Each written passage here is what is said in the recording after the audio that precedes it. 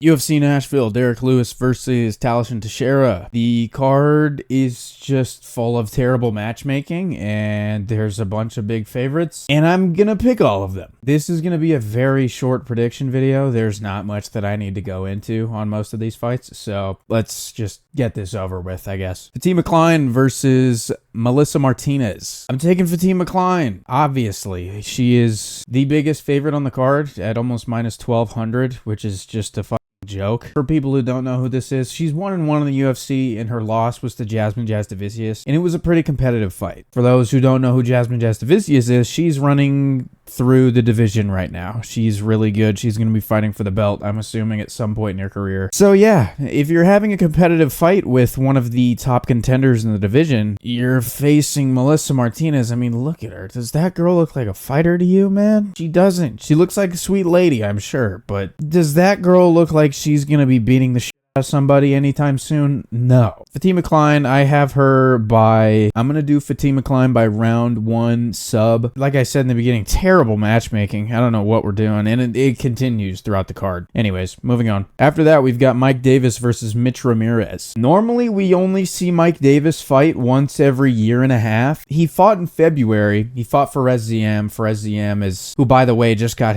a fight booked against another Fares Ziam should be ranked. It's not that big of a deal losing to Fares Ziam is what I'm trying to say. Mitch Ramirez is kind of he's a wrestle-heavy style. Losing to Thiago Moises this late into Thiago Moises' career, especially just by getting your leg kicked off, that's how you lose. That's kind of bad. And obviously getting flatlined by Prates. He just is very finishable to me, and Mike Davis is the type to walk you down. So I'm gonna take Mike Davis, and I like the fact that he's showing up again. He's not just fighting once every 2 years. He's showing up and getting back into the swing of things. There's not going to be any ring rust or anything like that. So, and again, he's a huge favorite. I mean, what are the odds on this? He's minus 900. What a joke. Anyways, moving on from that. Kennedy Nzechukwu versus Walter Walker. Walter Walker, I think, has back-to-back heel hook finishes in the first round, if I'm not mistaken. Yes. He's very dangerous early. He loves getting to the ground as fast as possible, because that is when he is the most dangerous, is getting you down to the ground, and when he has the most energy, and when you're both dry, there's no sweat. It's very easy to get submissions like that, which is what he tries to do. He tries to pass your guard or just find a leg, as he has in the last two. But I think Kennedy Nzechukwu he's long enough in the division to where he's going to be able to keep a distance, and if they do get to the ground, I think he's defensively responsible enough to not shove his neck into something or leave a leg or a limb open. I think Kennedy Nzechukwu has found his division.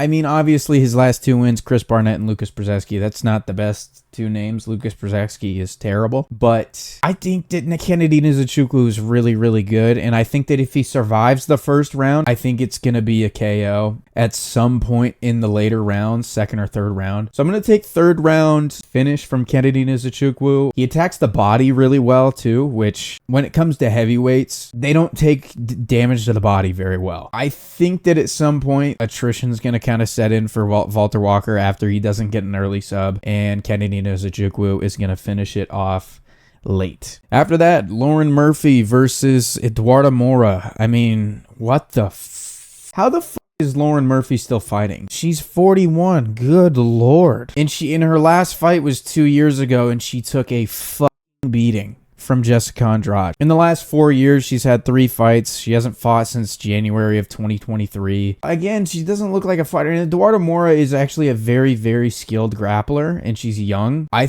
mean, even losing to Denise Gomes by split decision isn't the worst thing in the world. Then beating Veronica Hardy, who's more known for her looks than her fighting ability, still getting the job done. I think that's decently impressive. So I can see a sub. I'm going to take her by sub in the first or second round. It is women's MMA. It could just go to a decision, which is the story with most women's MMA fights. So I'm taking Eduardo Moura. I mean, do I even have to break this down? She's 41, bro. Moving on. An even fight. Jake Matthews versus Chidian Jokwani. I'm taking Chidian Jokwani. Jake Matthews is the, how do I say this? Like 2017, 2016 King's Omri Caspi. That's some ball knowledge for you right there. Like, he either comes out and he drops 35, he doesn't miss a single shot, or you didn't even know he was there. Or you did, but he like had like 4 turnovers and you're like, Jesus Christ, he had a bad night. That's kind of Jake Matthews. He goes out there and starches, what's that guy's name? Andre Filio? I mean, he looked unstoppable when he fought Andre Filio. And then I think it was the fight after that he fought Matthew Smellsberger. Yeah, it was the fight after that. And he was a literal victim. The fight directly after, he looked like a monster. And I was like, what the happened to you? And the reason that I think that he lost that fight so dominantly is because of the length. You could tell he was having trouble finding like the outside foot position and then even landing. Like he'd find outside foot position and go to land a right hand, and he still couldn't find the range. And a lot of times with these taller guys, like Matthew Smellsberger is about 6'2", 6'3". Chidi Njokuani is, I think, 6'3". I think that Jake Matthews is gonna have a problem with the length again, especially when Jake Matthews does step off and close the void and go to land a shot. There's gonna be a knee waiting for him if he tries to go low, or I just think Chidi Njokuani can just step out of the way or step off to the side and bang something of his own, and it's just not gonna go well for Jake Matthews. I just don't know what I'm getting from Jake Matthews anymore. I can't pick him to win because he's so hit or miss. From a technical standpoint, he's never done well with longer guys. I'm gonna take Chidi Njokuani by first or second round TKO. I think it's gonna be very reminiscent of that Matthew Smellsberger fight. Moving on from that, Chris Curtis versus Max Griffin. I'm taking Chris Curtis. Yeah, Max Griffin's at the end of the road. I don't know what the hell's going. It's gonna be a decision too. Last 5 fights, he's 2-3, and his 2 wins are to Jeremiah Wells and Tim Means. Jeremiah Wells got cut. Tim Means might be retired. The last image I have of him was like fighting Court McGee or some shit.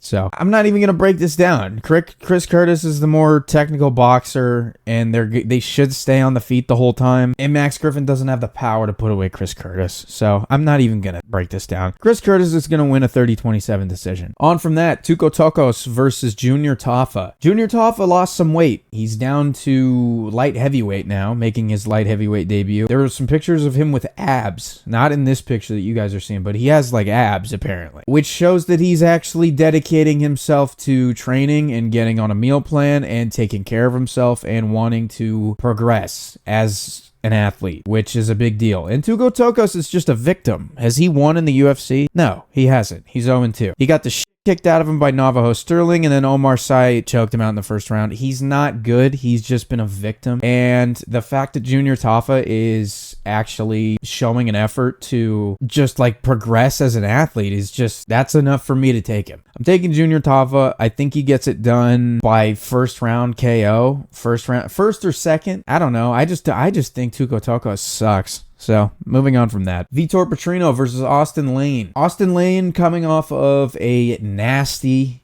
flatline KO from Mario Pinto, who I want to see fight again soon. Why is he not getting a fight booked? But Vitor Petrino coming off of a nasty flatline KO from Dustin Jacoby. He's on a 2-fight skid. That being said, Vitor Petrino is coming up to heavyweight. He looks massive. He looks terrifying. I don't know if I trust. Maybe the gas tank isn't there as much, but who knows? But I do think that it is going to help him because he was a little bit chinny. You could tell he was cutting a lot of weight to get down to 205. I am going to take Vitor Petrino, and I do think that he gets a nasty KO in this one. I think it's going to be later in the fight, but Vitor Petrino's fight IQ is in the fucking shitter. He's dumb. When he fought Anthony Smith, and he shot a double leg, he didn't run the pipe, stick his head up and try and, turn him over as you do when you shoot a takedown. He shot a takedown, stuck his neck in, got guillotined, didn't try to turn over, pass on to the side control once they got to the ground or anything. He kind of just sat there and tried to pull his neck out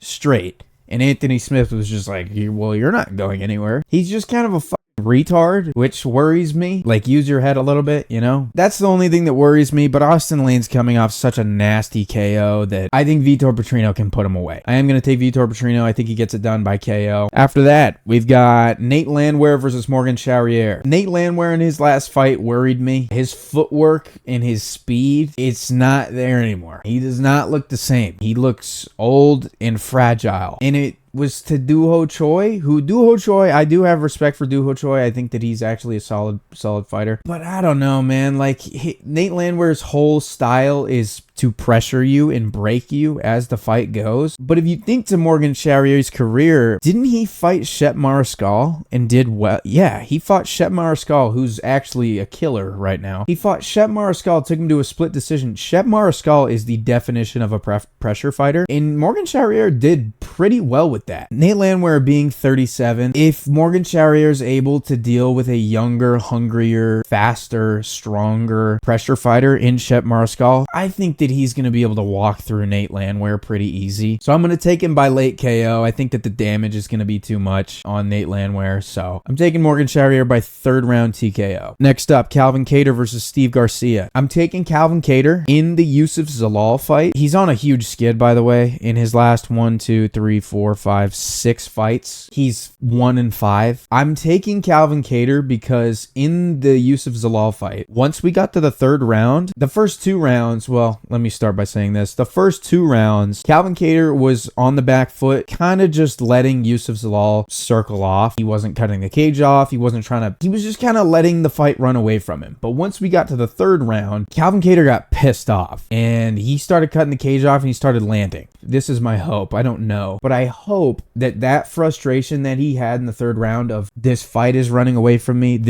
my career is running away from me, I need to press the action. That was when he had success. I'm hoping that carries over into this fight. This is probably the only time on the card that I'm gonna, I have no fucking idea. I'm basically just praying that Calvin Kattar has a change of mindset. Yeah, I don't know. This is a close fight, but I'll take Calvin Kattar. Just off of hopefully the mindset flip for him. Next up, Gabriel Bonfim versus Stephen Thompson. So far, the only way that we've seen Gabriel Bonfim lose, actually the only way, he's 17-1, holy shit. The only way that we've seen him lose is to Nicholas Dalby, who pressured him. He was going to break you just by outwilling you. That's not what Stephen Thompson is. Stephen Thompson is going to sit back at range and counter-strike you. Throw the little side kick to the body as a jab, side kick upstairs, lots of leg attacks. The leg attacks worry me for him. Makes me think that Gabriel Bonfim is going to be able to grab a leg and get a takedown and get to the ground and sub him. And I think it's going to happen early. Not being on the pressure as Stephen Thompson does and just kind of sitting back and looking for an opening and kind of setting traps to find an opening. I just don't think that is going to work very well against Gabriel Bonfim. Especially with the kick heavy approach. I'm taking Gabriel Bonfim. I have him by 1st round sub. I think that he's gonna grab a leg, flip Stephen Thompson over. They're going to get to the ground. He's going to get a rear naked choke. I'll take Gabriel Bonfim by early sub. Next up, Talishan Teixeira versus Derek Lewis. I am a little surprised that Derek Lewis is an underdog here. I am going to take Talishan Teixeira. The way that Talishan Teixeira won was it his debut? Yes, it was. To Justin Tafa was very much reminiscent of the way that Derek Lewis got finished by Tai Tuivasa. The elbow up against the cage, which worries me with Derek Lewis because Talishan Teixeira is so tall. I think that Teixeira is going to press the action and get Derek Lewis up against the fence and land something big like that. But Derek Lewis is Derek Lewis, man. Really? What are the odds on this? I would have figured this fight would be closer to even than this. Someone's going to sleep. I don't think that this does not go 5 rounds. I saw some people saying that Derek Lewis being able to go 5 rounds with Jailton Almeida was impressive. The MMA guru said that. I was like, what the are you talking about? How is that impressive? He got laid on the whole time. That none of that was impressive. It wasn't even a fight, really. He literally just laid on his back for 25 minutes and got a payday. And I don't remember him landing any good shots. So I think Talishan Teixeira lands an elbow in close at some point. It hurts Derek Lewis, and it's going to be a case of he rolls up against the cage and gets TKO'd. Yeah, I think the length is going to be too much. I'm taking Talishan Teixeira. I think he gets it done by TKO in, what did I put? I put the 2nd round. That's what I got. Appreciate you. More videos coming out all the time. Like and subscribe. I'll see you guys in the next one. Peace.